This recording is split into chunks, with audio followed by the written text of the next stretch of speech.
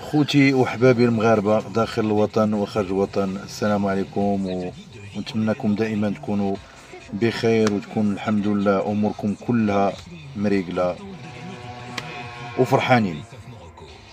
أولا قبل ما نشرحوا في الموضوع ديال ما هي أسباب اندلاع الحراك أو هذه الثورة في الجزائر، بغيت نعطي غير واحد الخلاصة شي خوتنا اللي كيستهزئوا بالطربوش. الطربوش أولا هو رمز المقاومة ديال الأحرار المغاربة اللي فناو العمر ديالهم من أجل هذا الوطن، من أجل الاستقلال ديال هذا الوطن والأمن والأمان اللي احنا الآن تنعيشوا فيه، ورمز القوة والرجولة المغربية. هذه نقطة، ومازال إن شاء الله غندير حلقة وغادي نجيب لكم الطربوش نيت باش تشوفوه، ونزيد نعطيكم تاني معلومات يمكن لا هي ناقصاكم. ونرجعوا للموضوع، وهو ما هي أسباب اندلاع الثورة. السبب الرئيسي هو مي عود ترشح الرئيس بوتفليقة، هي فاش طارت هذيك ناط هذه الثورة بهذا المفهوم هذا. أما كل ما ترشحش الرئيس بوتفليقة وطبق المادة 102 اللي تيدوي على رئيس الأركان العسكرية اللي هو القايد صالح، ما كانش غتنوض هاد المشاكل وما كانش غيكون هاد الحراك. لأن داك السيد إلا هو توفى الله يرحمه، إلا هو مازال مريض الله يجيب ليه الشفاء، ما إنسان مسكين مقعد كل شيء معرض لهاد الأمور، هذاك الشيء ديال الله. وإنما باش يعني تستحمروا الشعب الجزائري، لا. إلا جينا ندويو يعني بكل واقعية، داك السيد صافي خصو يتاني، ولا ماشي حتى لدابا عادش تقولوا بانه راه غيحط الاستقاله ديالو او غادي في لو 28 افريل وغيخرج بقرارات، حيت حنا بوتفليقه انسان مقعد، انسان يعني عاجز على الكلام على الحركه. يعني كاين واحد الناس اللي كيدويو تيدويو بالاسم ديالو، وهما اللي كيبتكروا هاد القرارات ولا هاد الامور. حيت السيد راه الله يكون معه.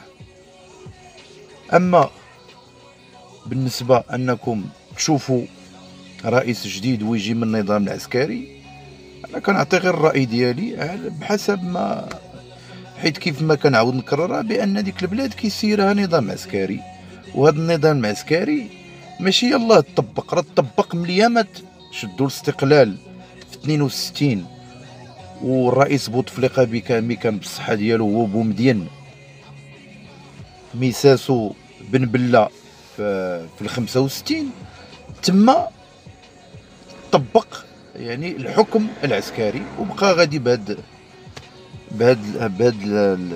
يعني بهاد الاستمراريه او بهاد المراحل حتى داك الشيء شد البلاصه ديالو. وهذاك الوقت ثاني كيف ما غنقولوا كان الاخ ديالو سعيد بوتفليقه، هذاك التجا لرجال الاعمال اللي دابا ولاو تبارك الله دي ملياردير اللي تما حاكمين البلاد.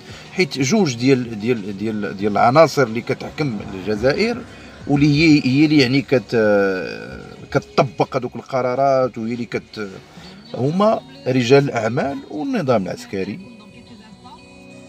النظام العسكري كان في الاول بتسير ديال بوتفليقه، وهاد رجال الاعمال كان بالتعاونيه ديال سعيد بوتفليقه. هذا هو التاريخ، وهادو هما النقاط الاساسيه، وهذا الشيء خاد يعني المكانه ديالو في الجزائر والشعب كيتقر. اما فداك العهد اللي يعني اللي مرض فيه الرئيس بوتفليقه ما بقاش عنده وجود، ما بقى، واخا كانوا القرارات كلها ديال النظام العسكري، ولكن دابا عادش كيخرج القايد صالح وتيقنح يعني على الحكم، وغادي نشوفوا رئيس وبغينا المساعده ديالكم يعني الجيش مع الشعب باش نهضوا بهاد البلاد، واننا نشوفوا الناس يعني اللي خارجين على القانون ويتساعدوا مع بعضياتهم. هذيك نقطه مزيانه ما فيها حتى شي مشكل، ولكن خاص هذاك النظام كله، خاص الشعب هو اللي يختار، خاص يكون الشعب هو اللي عنده الرأي، يعني الرأي الأساسي يكون ديال الشعب الجزائري. وهاد السياسة هادي راه الشعب راه وعى عليها وفاق. خاص يعني يكون تعليمات يعني في المستوى اللي غيمكن انكم تقنعوا به الحراك، حيت الحراك ما غاديش يحبس. واخا دابا يعني هاد الخطط ديال النظام العسكري بان الرئيس قبل من لو 28 غادي يخرج بقرارات والتخربيق، هذه غير خطط.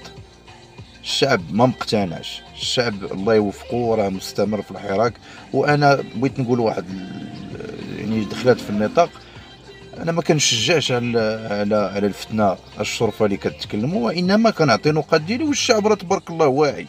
غيتسناو مواطن مغربي هو اللي غادي امبوسيبل. الشعب راه وعى وفاق، كبيرهم وصغيرهم والعجزه مساكن والناس المسنين كلشي فاق. عاد زيد الناس المثقفين وزيد الطلبه زيد الاساتذه الدكاتره، كلشي راه فاق وعى. ما نتسناش انا اللي غادي نبدا نخلق الفتنه ولا غادي ندير شي مشكل. ولهذا هادو هما الاسباب. كون ما ترشحش الرئيس كانت غادي يكون امور، وكان الشعب غادي يعزل هو او هما يرشحوا الرئيس اللي غيناسبهم، حيت داك السيد عيا الله يجيب ليه الشفاء، الله يدير ليه شي تاويل ديال الخير. وهذا الشيء راه كله بتسير ديال النظام العسكري. انا عطيناكم النقاط وعطيناكم المراحل، الله يدير لكم شي تاويل، والله يوفقكم ويوفق هذا الحراك، ويكون رئيس في المستوى ماشي من رجال الاعمال اللي عنده علاقه بالنظام العسكري ويديروا ما بغاو وتبقى ديك الاسطوانه غير كتعاود. خاص رئيس ولد الشعب، ويكون انسان مثقف وعنده كفاءات في المستوى، ويكون عنده افكار جديده باش ينهض بالبلاد ويساعد المواطن ويقرب المواطن ويشوف الاحتياجات ديالهم، وغيكون غير الخير. حيت هادو هما المراحل اللي كتنجح الديفلوبمون ديال البلاد. والله يوفقكم، وكنشكر كل خوتي المغاربه اللي متبعين داخل الوطن لا خارج الوطن. والله يسهل اموركم والله يعاونكم، وانا دائما معكم. الله يعاونكم.